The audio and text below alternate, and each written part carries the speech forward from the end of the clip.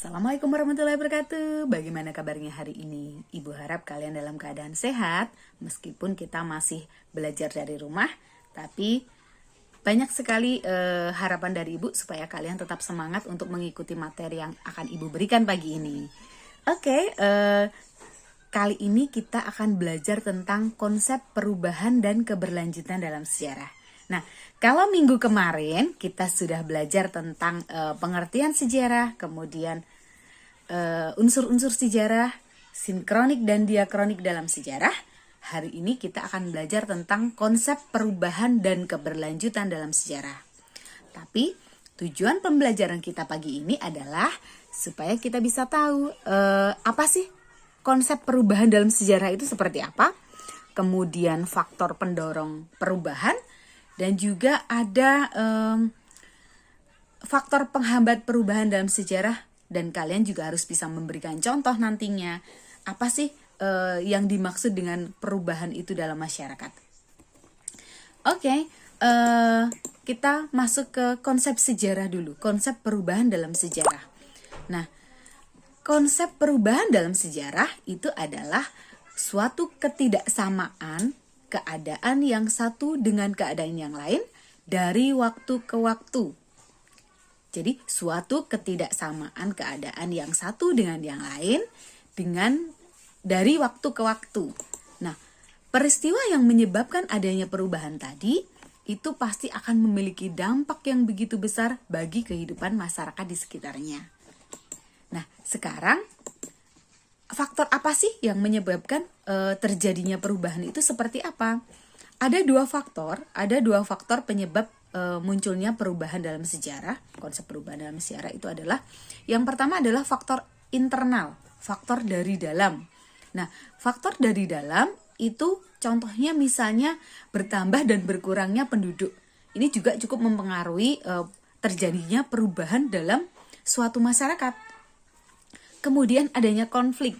Nah, konflik ini bisa terjadi karena misalnya terjadinya tidak adanya toleransi dalam bidang beragama.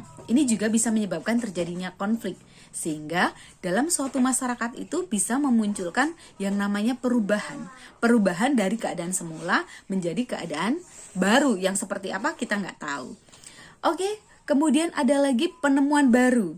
Nah, penemuan baru sebagai contoh misalnya ketika nanti dalam suatu wilayah itu ditemukan suatu ide-ide baru, gagasan baru, sehingga menimbulkan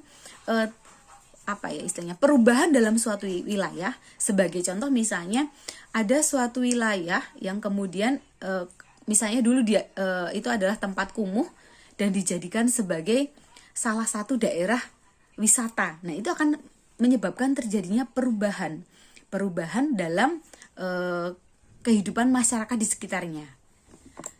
Kemudian faktor eksternal faktor eksternal atau faktor dari luar. Seperti contohnya misalnya peperangan. Nah, terjadinya peperangan ini juga menyebabkan terjadinya perubahan.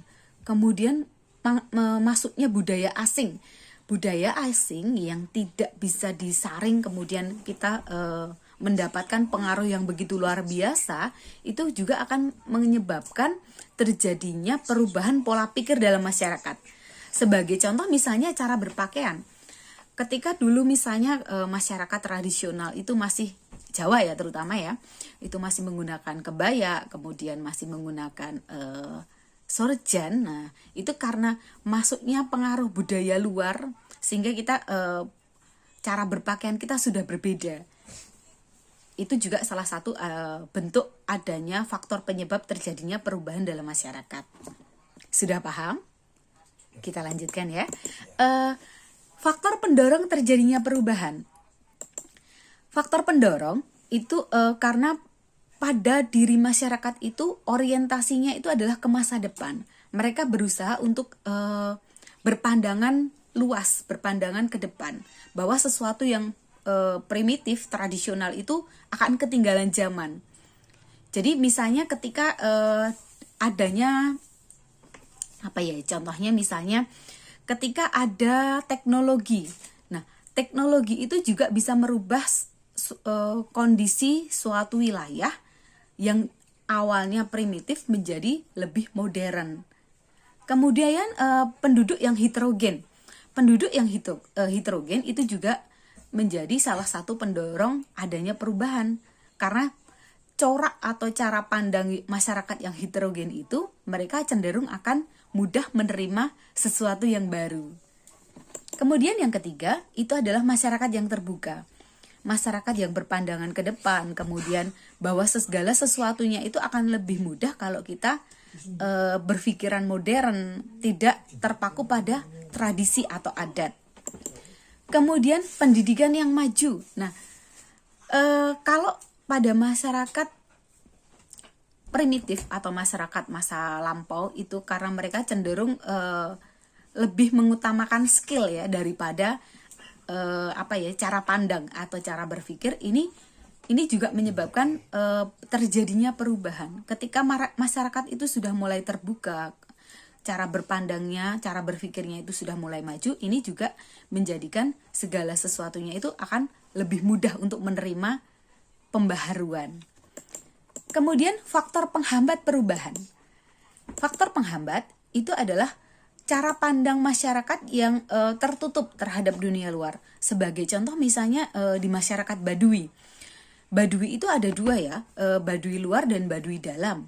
Nah, kalau Baduy dalam itu mereka lebih tertutup masyarakatnya. Masyarakatnya cenderung tidak mau menerima adanya modernisasi. Jadi ini yang menyebabkan terjadinya penghambat adanya perubahan. Jadi dalam masyarakat Baduy dalam itu mereka tidak mau menerima teknologi. Bahkan kalau dilihat sekarang ini untuk listrik saja mereka tidak menggunakan. Jadi mereka masih sangat primitif. Kemudian cara pandang yang menganggap bahwa tradisi itu bisa menjadikan salah satu faktor memperkaya budaya. Itu benar sekali. Cuman karena kita itu sekarang hidup di era modern ya, di era revolusi 4.0 itu, ini menyebabkan terjadinya perubahan pola pikir, bahwa pola pikir masyarakat itu harus bisa lebih terbuka, harus bisa menerima perubahan supaya tidak tertinggal dengan negara-negara lain. Nah, kemudian perubahan itu ada perubahan yang sifatnya menuju kebaikan, itu adalah progres. Kemudian perubahan yang sifatnya menuju menjadi sesuatu yang lebih buruk atau regres. Nah, kalau dilihat dari waktunya, perubahan itu ada dua macam, evolusi dan revolusi. Kalau evolusi itu adalah perubahan secara lambat dan waktunya cukup lama ini. Sedangkan kalau revolusi itu adalah perubahan secara cepat dalam kurun waktu yang singkat. Nah, contohnya apa? Kalau misalnya revolusi itu ketika misalnya revolusi Prancis, contohnya. Nah, dalam revolusi Prancis itu munculnya ide-ide pembaharuan, kemudian masuknya pemikiran-pemikiran dari dunia luar dan pandangan-pandangan dari dunia luar yang telah membuka masyarakat Perancis sendiri untuk bisa menerima perubahan. Mereka kemudian menggelorakan semangat revolusi untuk bisa lepas dari pemerintahan diktatornya Louis ke-14 ya. Nah, ini adalah salah satu bentuk revolusi atau bentuk perubahan secara cepat. Oke, sampai sini ada yang mau ditanyakan? Kalau ada, silahkan kalian nanti bisa japri ke Ibu ataupun juga bisa ke e-learning.